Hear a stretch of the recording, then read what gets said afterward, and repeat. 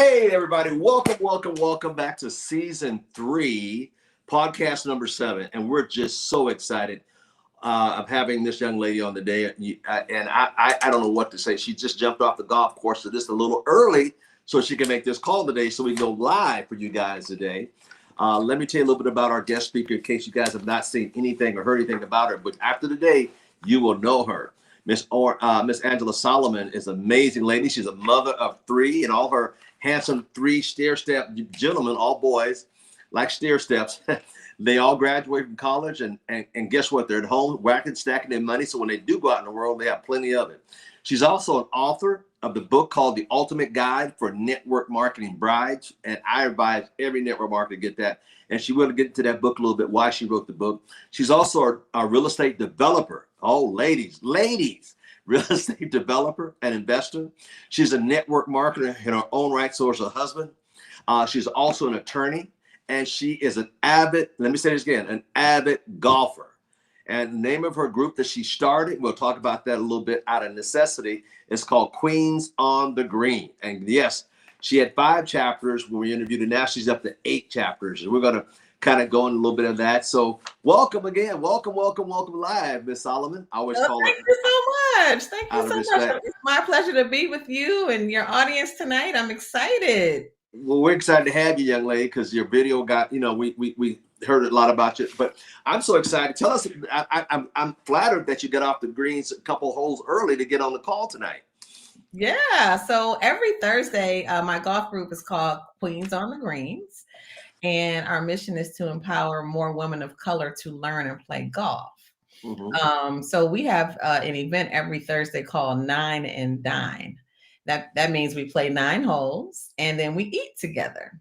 And so being today is Thursday, we were doing 9 and Dine, and I had to come and talk with you. So I played only 7 holes and I didn't dine.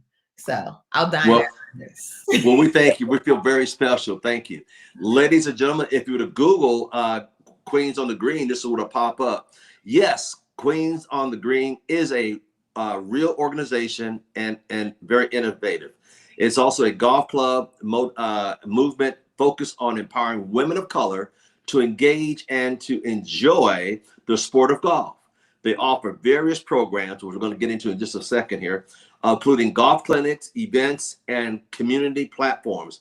Additional, they're also a video podcast related to the talk show, Queens on the Green. And I just want to say thank you for that, because you're just doing a magnificent job. And if you guys want, also, not only do you have Queens on the Greens, but you can also, there's a video out with the group called We Are There. Queens on the Green. We are what here? Also, we're here. We're here. And it's a nice video. It's a 26-minute video. And it's amazing video. So I advise you to go watch it. We are here. Queens on the Green. So let's talk about these chapters now. Last time we talked, you had 5. Now you're up to 8 chapters. Yes, we've opened about 3 chapters this year. So we have a chapter here in the Washington, D.C. area in Maryland, Prince George's County, Maryland. We have a chapter in Detroit, Chicago, Dallas, Myrtle Beach, Charleston, and then the next county over from where I am in Prince George's County is Montgomery County, Maryland. And then we have our 8th chapter in Atlanta, Georgia. I know last time we spoke, you spoke that to existence. You wanted one in Atlanta, now you got it. So yes. Congratulations on 8. Thank you. We're so excited. We really are excited about, because it's no fun to be the only one when you travel. And for people who like to golf, traditionally it hasn't been a lot of diversity on golf courses and at country clubs. And so with Queens on the Greens, we are, moving to all these cities, and you can just call up a queen. We're all connected and in community. And if you're traveling to Chicago, or if you're traveling to Dallas, if you're traveling to any place where we have a chapter, you can just connect with the queens and go out and, play around, and you won't have to be the only one. So it's really fun. Yeah, good way to connect. Yeah. I also know that this was birth. Talk a little bit about this. I knew it was birth out of a problem, and you solved the problem. Tell us how this came about. Well, I am a COVID pandemic golfer, should I say. I just started, I had taken lessons over the years, always been intrigued about the game, but I never really played on the course until the pandemic because the golf course was one of the only places that was open. It was socially distant, it was outside, so it was safe. And so my girlfriends and I, we had all, our husbands all played together, but we would just kind of go along just to hang out.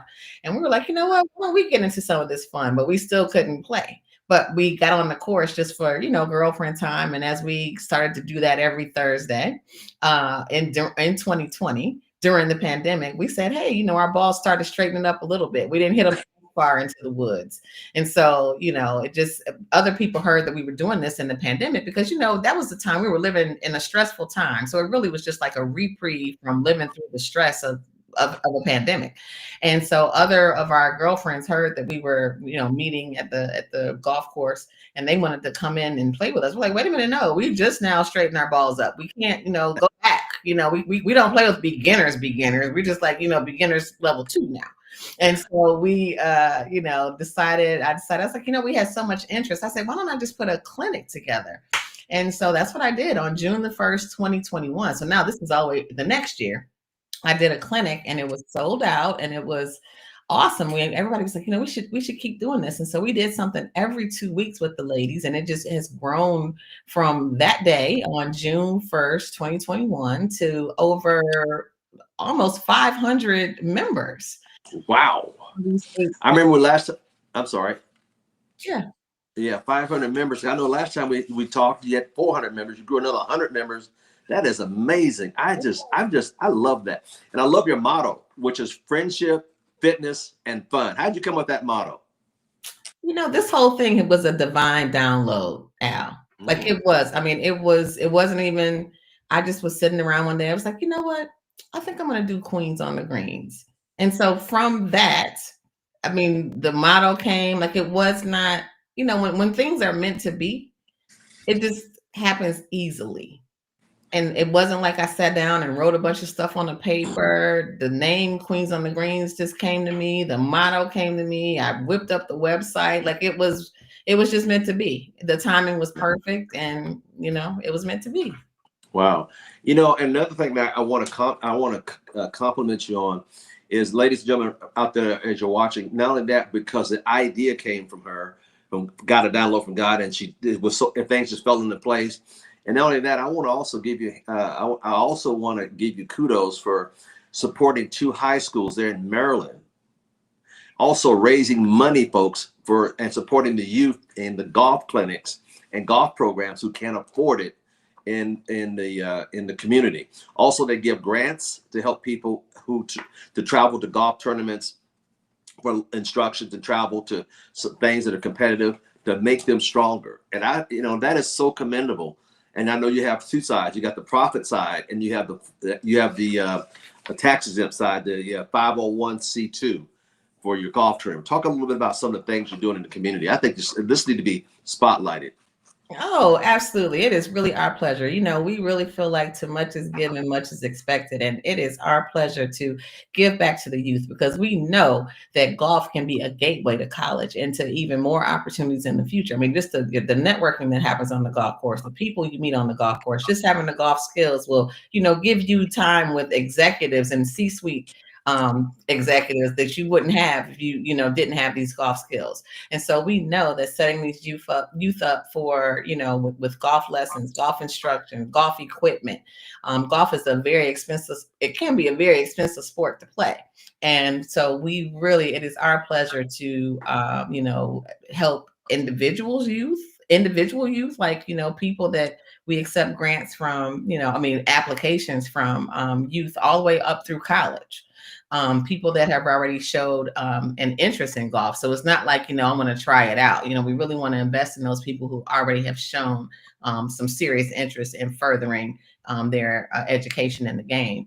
But we've also been able, through the golf tournament that we host every year, the Kings and Queens on the Greens, is when we invite the Kings to come and play with us. But the proceeds from that tournament is what we use to do our philanthropy in the community. So yes, last year we were able to give to 2 different high schools $2,500 a piece. The year before that, we gave two $5,000 checks to two youth golf organizations in the Washington, D.C. area. And with the expansion of all our chapters, we look forward to supporting the youth in all the communities where we have chapters. So, we're just excited about the next generation of golfers coming along and being able to support them in their golf goals.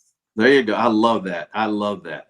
And ladies and gentlemen, the kings and queens, usually the women, but the kings and queens. So men are allowed on the golf course on the tournament coming up. So if you're in the area, September the 12th, it was the 19th, but now it's the 12th this year in Upper Marlboro, Maryland. Upper Marlboro. So if you're out in that area, and we're going to give information below so you can get a hold of it, and get in the tournament. It'd be a lot of fun. And not only that, you're also helping the community out, as well as the youth who are specializing and want to be a professional golfer or just get better at golf. Who knows what's going to take them. And let me just say, our golf tournament is currently 60% sold. So if there's anybody listening who wants to come and join us, it sells out every year, but it's never been 60% sold in May. So, we know we're going to have another sold out golf tournament. It's always super fun, which, this is our 4th annual tournament. It's the 4th year we've done it. People know that, the queens are going to have fun. We're going to play golf, but we're going to have fun too. So. Mm-hmm. What time does the tournament start? The shotgun is 8:30. 8:30. Mm-hmm. And I'm sure there's going to be dinner afterwards. Oh yeah, and then we party after. We have DJ, we dance. It's a whole day. Oh my goodness! Oh my goodness! It's a party. That's why it's 60% sold out already. I'm sure. Oh yeah, I'm sure before this month will get out and be sold out. Yeah. Wow, that's amazing. Let's switch gears a little bit. Let's talk about what got you inspired to become an attorney, and what kind of attorney were you? Oh, that's a good question. So I have an undergraduate business degree. I went to the University of Michigan in Ann Arbor. I had a great 4 years there, pledged Delta Sigma Theta Sorority Incorporated. So to all my sorors. And so I was working in Minneapolis at a Fortune 15 company, and I had a great time, but I knew that I wanted to get an advanced degree. So I thought about getting an MBA, and I was like, I don't know. So then I said, well, maybe I'll get a law degree, because I felt like the law degree would be more flexible. Like I could do like a bunch of different things. I could practice law. I could still, excel in business. I could still do all those things. So I felt like the JD, the law degree would give me more flexibility in my career. So I decided to go to law school. So that's why I did that. Interesting. And you did tell everybody what type of law did you practice? Oh, so like I said, I have an undergraduate business degree. So I was a business attorney. I was a business and corporate attorney, which was a perfect marriage of my interests. I loved working with entrepreneurs, which is what I was doing. I was writing contracts. I was doing trademarks. I was negotiating with like big companies. And it was so fun because I worked at like a smaller firm.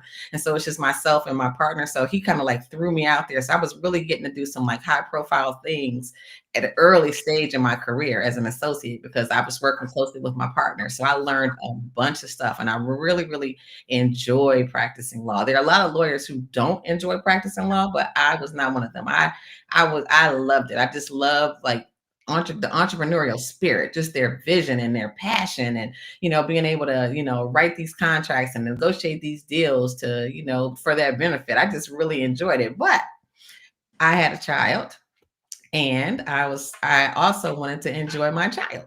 And so, and being a small child, and he was getting sick. So I was working at the firm, and he was going to daycare, and he was getting all the germs and getting sick. And it was just always a constant, like, well, do I call in sick to work and stay home with my baby? Or do I let the baby stay with the babysitter when he's just really crying and he just wants his mom?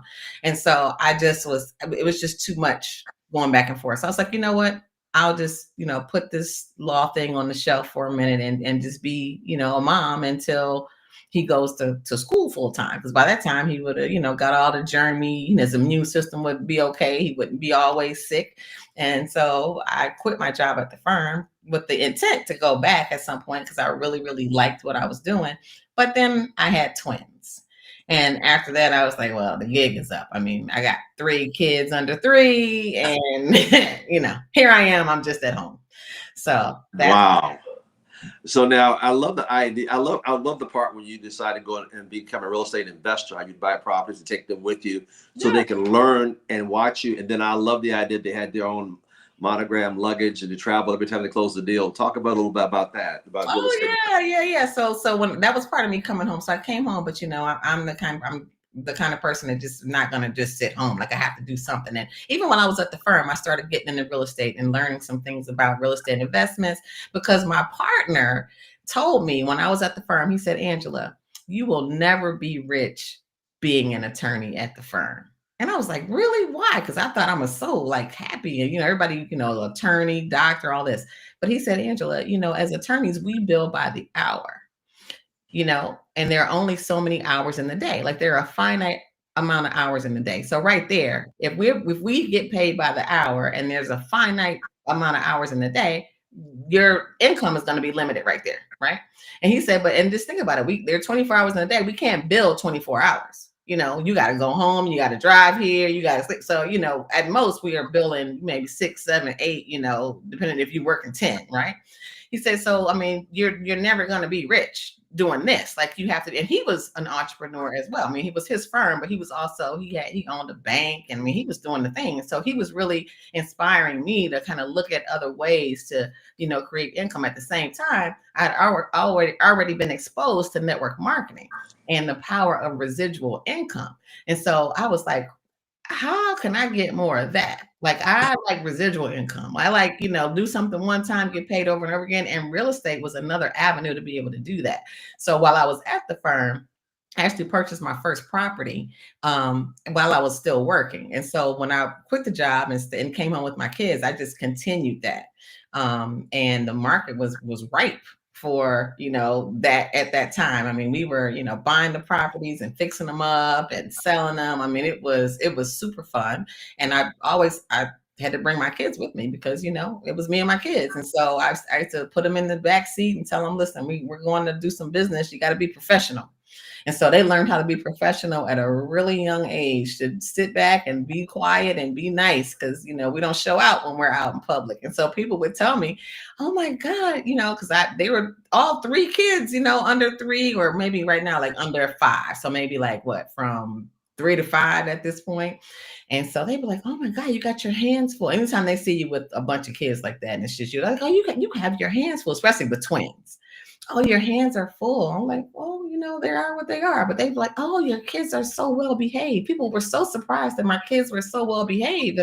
I never understood why they were surprised about that because they were supposed to be well behaved because they knew how to act. So yeah, it was fun though. It was great, and they learned. And to see them now, I really feel like they really am, because they're all entrepreneurs. Like, my oldest son, he, has a very good job. They all graduated from college, but he has a detailing business where he's has fleet contracts. And so people working for him to do these, do the detailing of the vehicles. One of my twins is a DJ. So he, has his job, but he has his little DJ side hustle business where they're calling him regularly, to do gigs. And, they're really seeing the value of having multiple streams of income. I think that had a lot to do with your upbringing and how you brought them up to be around it, to see it. Like most wealthy families do the same thing with their kids. They would call grooming them. And you were grooming at such a young age. I mean, I love that part. Let's switch up a little bit. Now, how did you get involved with network marketing? Since you understood, wow, I want to get residual income, then that came along. How did that come along? You don't have to say the name of any company, just generically, just how did that come along? Yeah, well, I had never heard of network marketing at all. I mean, I was just brought up traditionally, go to school, get good grades, go to college, and get your good job. And so I was checking all the boxes on that. And somebody called me and asked me to come to this meeting. And I was like, what? A meeting? Oh, well, business opportunity. Like what? I'm like, I like my job. Like, I don't need a business opportunity. He's like, no, this is great. You got to see it. You got to see it. And I was just like, this is when I was living in Minneapolis. And so I was like, what? So I really went to this meeting just to because he called me like 8 times. And so I really went to the meeting just to kind of shut him up and stop him from calling me, because I felt like it was going to be a scam. And I was like, you know what, this guy, he just keep calling me about this thing. I'm just going to this meeting to tell him to leave me alone because it's a scam because this. I was going to the meeting to get the reasons why it was a scam. Okay. So I go to the meeting and lo and behold, it made sense. Lo and behold, I learned the term residual income. I learned that you could do something one time and get paid over and over again. And I was just like, wow, my family, we were all employees. Like nobody, we didn't know. Like it wasn't anything that was in my realm of understanding until I went to that meeting. And so that's how I got into it. You know, that's funny because a lot of people go to meetings just to say no, just to pick it apart, to show why it's a scam, why this doesn't work. That was me. Yeah. Well, not only, but I'm glad you said that because there are a lot of people that do get involved with network marketing because they get surprised when they go find out the information. A lot of times I tell people, look at the word prejudice. Slash and have means prejudge. And we prejudge people, places, and things all the time until we get the right information. And once we get the information, like, wow, this was real. So once you saw it was real, then what did you do?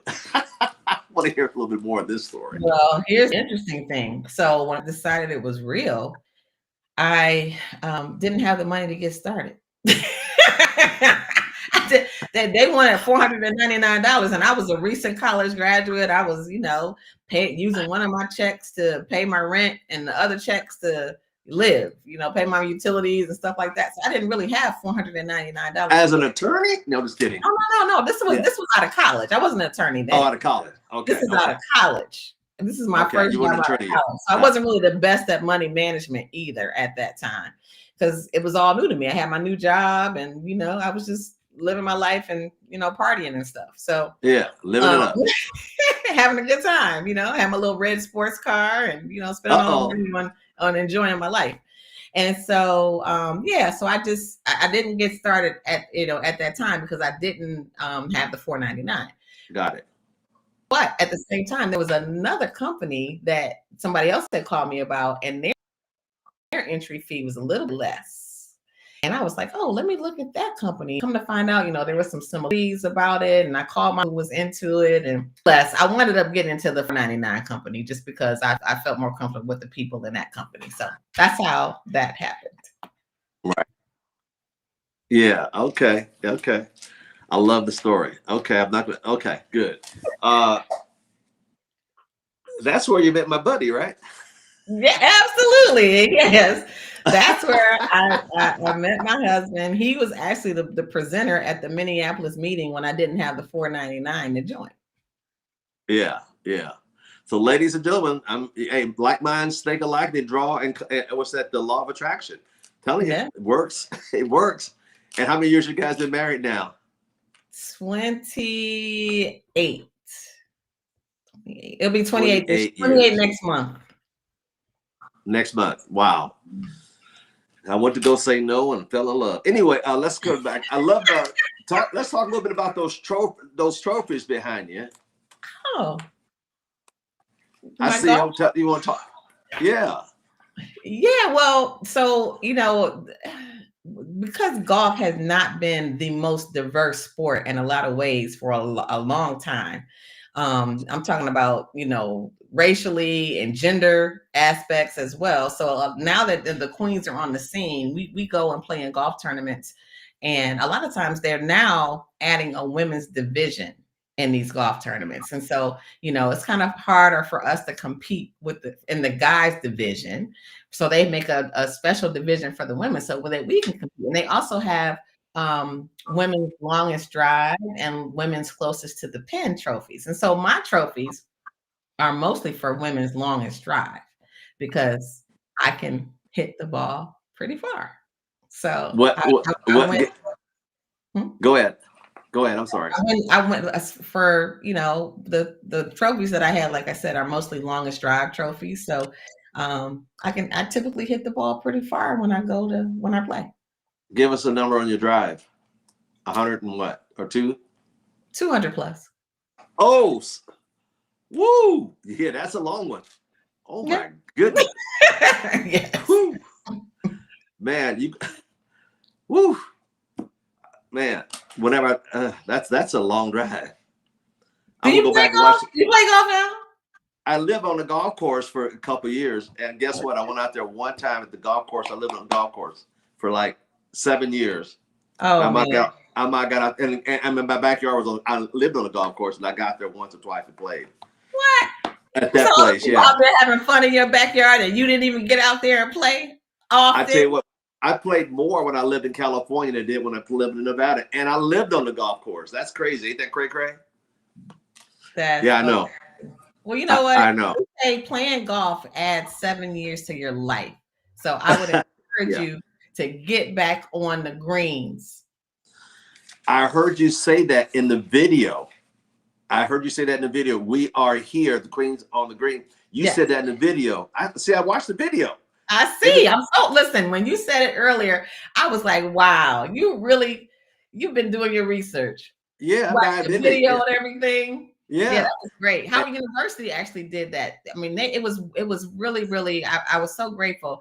They called us up and said, hey, we want to do this feature on Queens on the Greens. I was like, wow. At first, I thought it was a scam. When the guy called me and we set it up, and I lined up, told me how many people I could have. I really thought it was a scam up until that morning when I showed up and I saw that the cameras were at the country club. Up to that point, I was just like, he called me out of the blue.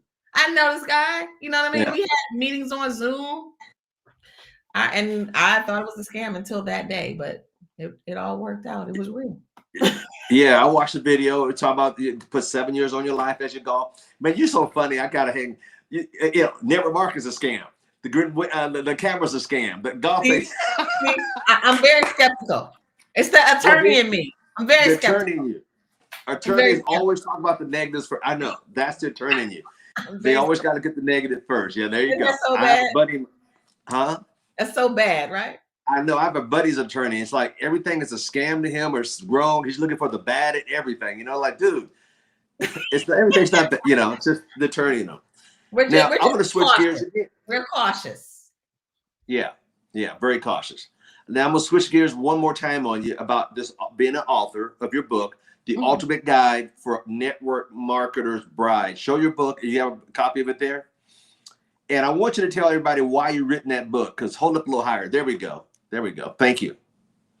And we'll leave a link below for people to go to Amazon and pick the book up. There it is. It's in the, it should be in the chat coming up right now for you guys to go pick up that book. And tell everybody why you wrote that book. I wrote the book because as I was building my network marketing business, I would have so many wives come up, or husbands, actually, not wives. It would be husbands to come and say, can you talk to my wife? Can you talk to my wife? Because, she's giving me a hard time. Because, network marketing, it really starts out as like a plan B. So it's not something most people are doing it on the weekends and in the evenings, and all you would typically be spending time. It's like I said, when you start the business, it could really, really, if your spouse doesn't understand the commitment it takes to grow the business and the time that it takes and the dedication and commit, all that stuff. It takes, commitment. So you had to kind of have buy-in for both people, because one person's going to be like, well, can't we go to dinner? Or you can't go to the movies. You're missing all this stuff, And so the husband would come and say, can you talk to my wife? Because she's giving me a hard time and I really want to, build this business. And so just like, with the clinic, when people keep asking, I say, what's a need that I need to fill? And so that's what happened. I said, instead of me, talking individually to all these wives and girlfriends, and let me just write a book that could encompass, my thoughts about, what it takes to be successful and support, each other on your network marketing journey. So that's how the book came about. I think that's so wonderful, because it's easier for that book to do the work for the guy. Here, honey, why don't you read this book and help you understand? And from a woman's perspective on top of that. Hey, tonight, I want to thank Mr. Adrian O'Neill for your comments tonight. Miss Kathy Williams out of California. We've got also Miss Jackie Black of Connecticut. Ms. Rutherford in Cleveland, thank you so much for your thoughts. And also Miss, what's this from Miss Sharon? Greetings from Florida. Miss Solomon, you're so smart, such a pioneer. I love that. That's so amazing. Thank you. Miss Jackie Black say truly training for children is so important.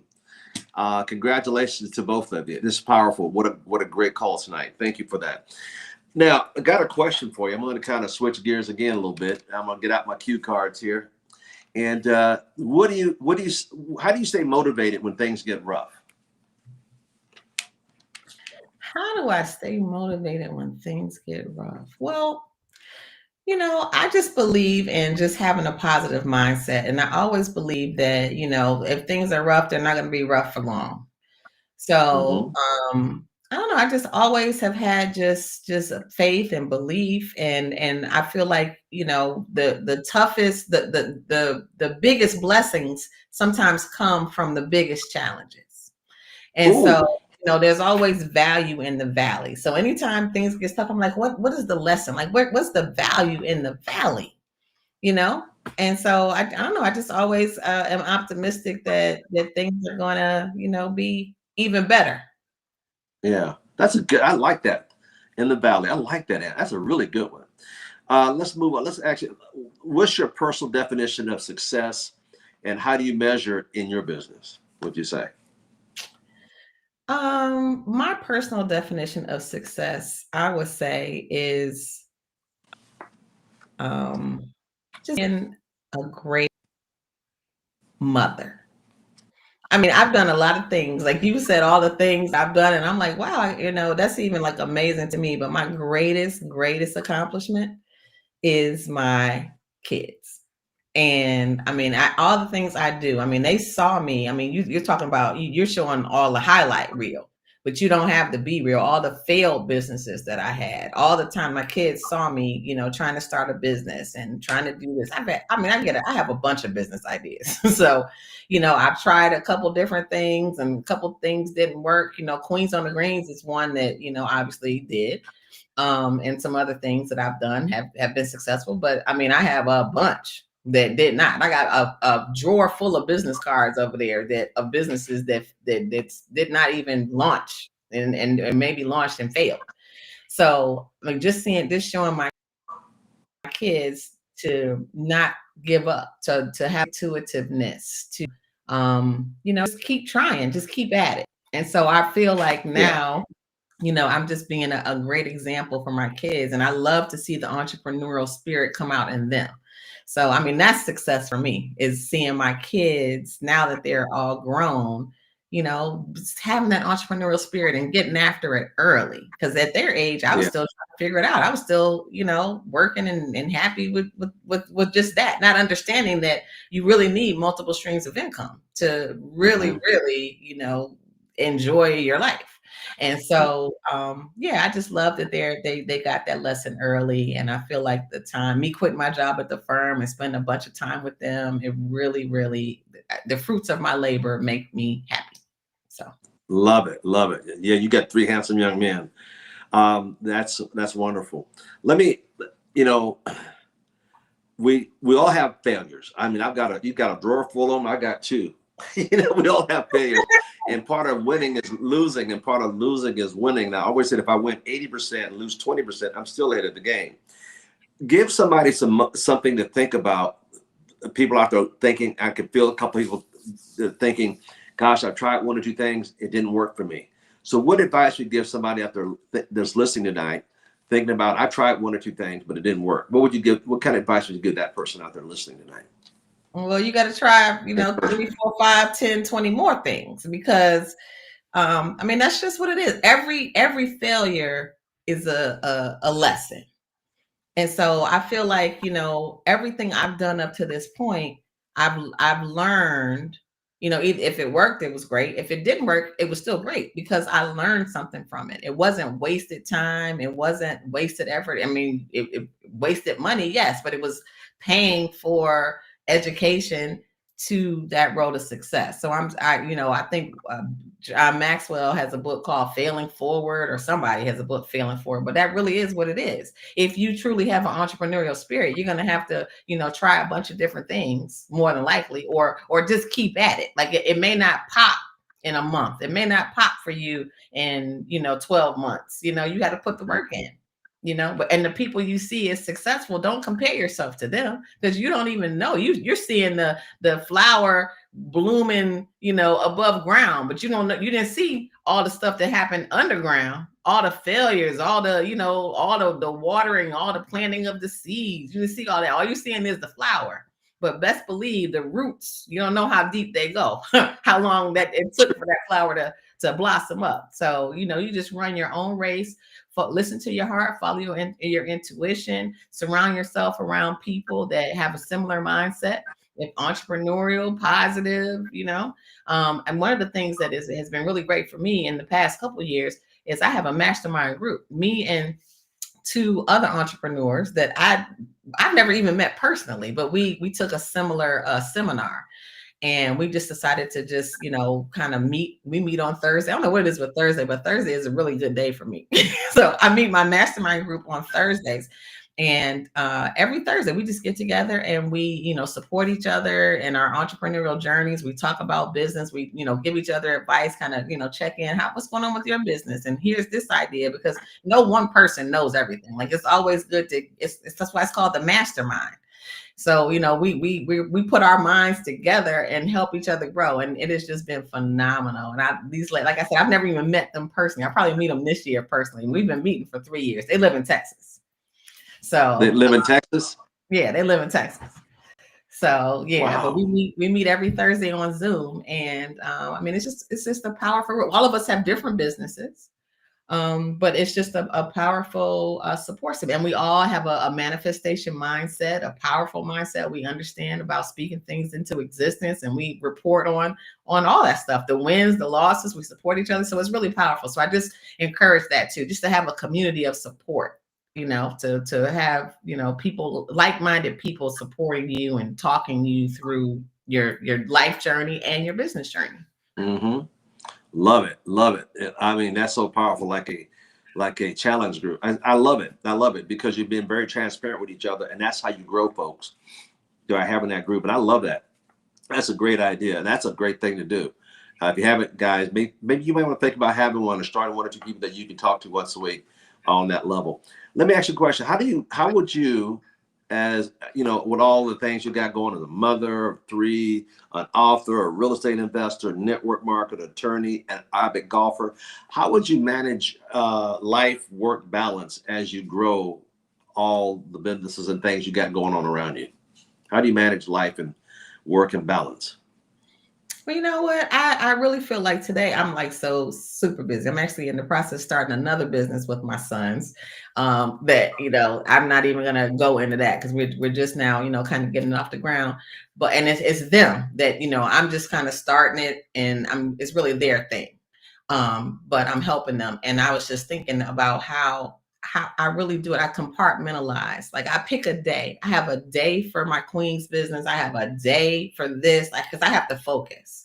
And so that's how I kind of I don't work on all the things all the time. I have this day, I say I'm working on my golf business. This day, I'm doing some real estate. This day, I'm doing this. I have to do it that way. And I tell you what, when I hit the bed at night, I am tired. I'm tired.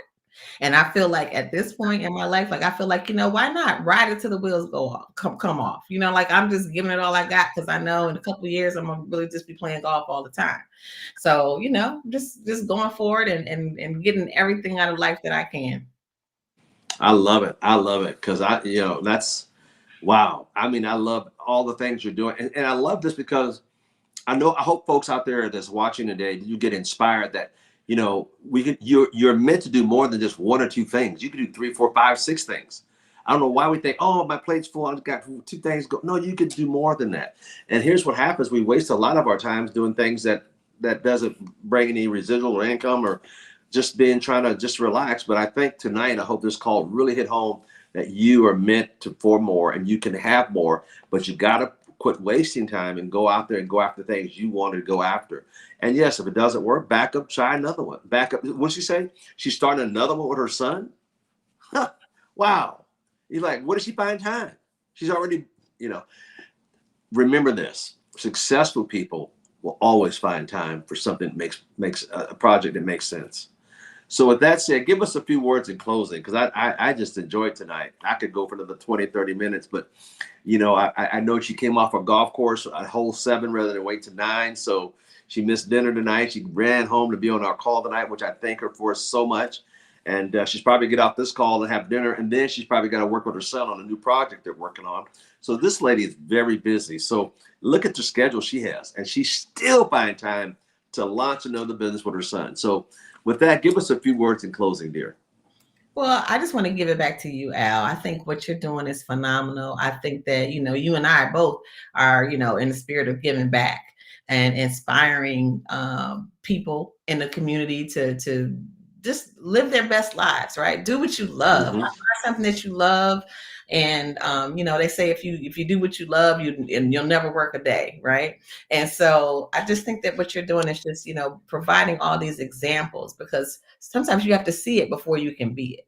And so I think just hearing stories from entrepreneurs or people that are successful in their own right, I think is so inspiring. And like I said, until I knew about network marketing, I didn't know about it, because it just wasn't in my realm. So I just appreciate you for putting this information in people's realm to show them the possibilities and to inspire them to, be their best. So Well, thank you, dear. Thank you. I'm going to go through this one more time for those that got on here late. She's a mother of 3, author of a book called The Ultimate Guide for Network Marketing Brides, to help the women understand. Real estate developer, also a network marketer, an attorney, and an avid golfer. She started one day, found the need during the COVID. Hey, why don't I do this? Because we can go outside and golf. Queens on the Green. And she started with, last time we talked to her, she had 5 chapters. She's up to 8. In Atlanta, she talked that one into a manifestation. That happened 2 weeks ago. So now she's up to 8. Their motto is friendship, fun, and fitness. And I tell you what, I love this. And she's supporting 2 high schools in Maryland, raising capital for supporting youth in golf tournaments and golf clinics, giving grants away, and also helping young kids travel to places for competition. And she has a profit side and also a nonprofit 501c2. And then this September 12th, one more time, it's women and guys can go. So September 12th is 60% sold out. September the 12th, it's a Friday. I looked it up. 2025. They're doing a big Kings and Queens golf tournament in upper Maryland, Marlboro, Maryland. I'm sorry, and that should be fun. 60% sold out. So I tell you guys, if you want to support a worthy cause to help youngsters, especially people of color, it's a great opportunity to go out there and have some fun, have dinner. And who knows, they're probably doing an electric slide later that night. I'm sure they will be. For sure, you can count on it. Well, Miss Angela Solomon, we want to thank you so much, dear, for taking time and rushing home to be on this call and miss those last 2 holes on the golf course with the women. Like I said, Thursday nights are her nights of golf, Thursday day, and plus she meets with her private group that they help each other. So her day is full. So don't forget, guys, you think your plate's full, listen to what we just talked about, her plate. So there's still room for you to build multiple streams of income. And with that said, hit the like button below, hit the subscribe button if you have not. Please leave a comment in the comment section, because we love to hear comments, and we'll see you soon. And let me tell you something, send this out to at least 7 people and watch a blessing come back to you within a week. Just forward this on when it comes out to 7 people. And with that, we want to thank you from around the world for joining us so much tonight. We thank you so much. And we're ending our season number 3. This is podcast number 7 with the great Miss Angela Solomon. God bless everybody. Have a wonderful evening. God bless. Dear, thank you so much. It's a hand show, the praying hand.